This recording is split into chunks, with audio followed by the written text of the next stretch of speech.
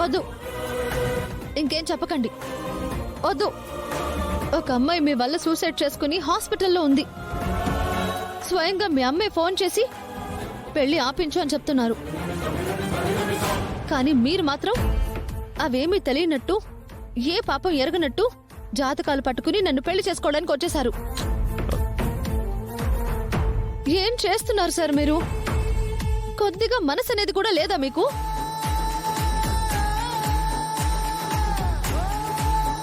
మీ గురించి ఎక్కడ నిజం తెలిస్తే మా నాన్న చంపేస్తారో అని అది మనసులోనే దాచుకుని నేనే ఇబ్బంది పడుతున్నాను.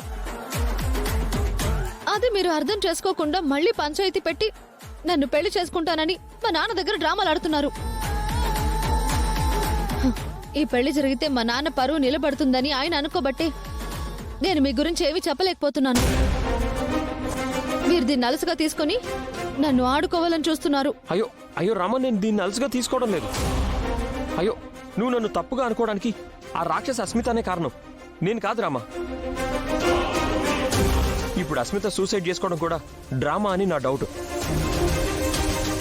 మా అమ్మ కూడా అస్మిత మాయలో పడి తనని సపోర్ట్ చేయడం వల్లే నీకు కాల్ చేసింది రామా. చాలు శౌర్య సార్, ఆపండి. మీ తప్పుని ఎత్తు చూపిన ప్రతిసారి మీరు తప్పించుకోవడానికి ప్రయత్నిస్తూ ఎత్తు వేస్తున్నారు. అయ్యో రామా, తప్పు చేస్తే ఒప్పుకోవడం తెలుసు కానీ చెయ్యని తప్పును ఒప్పుకోవడం ఎలాగో నాకు తెలీదు. తెలివిగా మాట్లాడకండి శౌర్య సార్. మీ గురించి తెలియని వాళ్ళ దగ్గరికి వెళ్ళి మాట్లాడండి, కానీ నా దగ్గర కాదు. పాపం పాపం అని నేను ఇన్ని రోజులు ఆగడం వల్లే మీరు నాతో ఆడుకుంటున్నారు. నేనిప్పుడు మా నాన్న దగ్గర ఇరుక్కుపోయాను, ఏం చేయలేను చెప్పలేనన్న ధైర్యంతోనే కదా మీరు ఈ జాతకాలు పట్టుకొని వచ్చారు. నేను కూడా ఏదైనా చేసుకొని పిచ్చా నీకేమన్నా? నాకు మీతో ఎలాగో మాట్లాడాలని లేదు, అసలు మీ మొహం చూడాలనే లేదు. నా కర్మ, ఏం చేయను, అందుకే చేస్తానంటున్నాను. రమా, చెప్తున్నా అలా మాట్లాడొద్దని.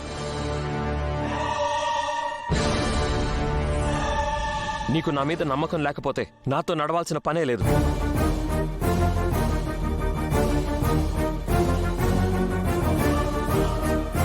కానీ ఒక్క మాట రామా, నాకు ఒక్క అవకాశం ఇవ్వు, ఒకటే ఒక్క రోజు టైం ఇవ్వు. నేనే తప్పు చేయలేదని నిరూపించుకుంటాను.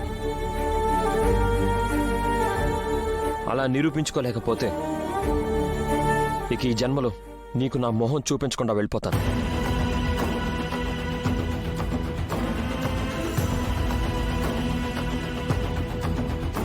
అయినా ముహూర్తాలు పెట్టుకుంటే పెళ్లి జరిగినట్టు కాదుగా. పంతులు గారు, జాతకాలు లేకుండా ముహూర్తం పెట్టలేం కదా? అయ్యా, లగ్నం చూసి పెళ్లికి ముహూర్తం పెడితే బాగుంటుందయ్యా. అలాగే.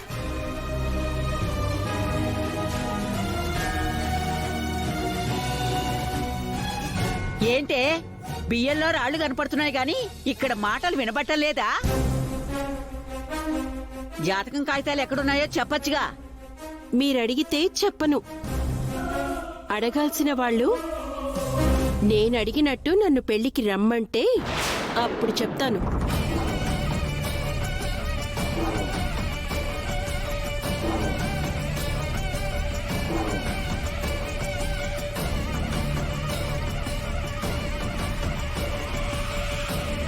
లేదంటే లేదంటే లేదు, అంతే.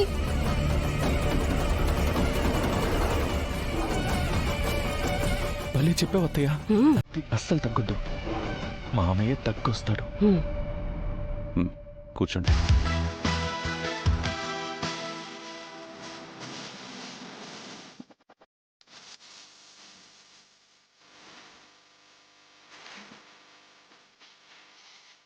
పంతులు గారు, అయ్యా, నా కూతురు జాతకం కనపడ్డం లేదు. జాతకం కనపడ్డం లేదని అడ్డమైన వాళ్ళని అడిగే అవసరం నాకు లేదు.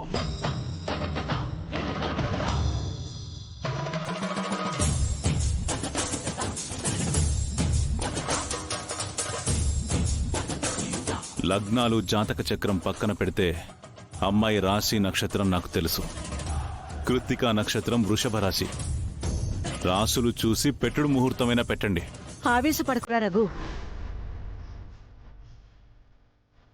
అన్నీ చూసుకుని జాగ్రత్తగా ముహూర్తాలు పెట్టించిన పెళ్లిళ్లే సరిగ్గా జరగడం లేదు. జరిగినా కాపురాలు సరిగ్గా ఉండడం లేదురా. ఇప్పుడు ఆవేశంలో పెట్టుడు ముహూర్తాలు పెట్టి పెళ్లి చేస్తే ఏ అరిష్టం అంటుకుంటుందో, ఏ అపచారం చుట్టుకుంటుందో.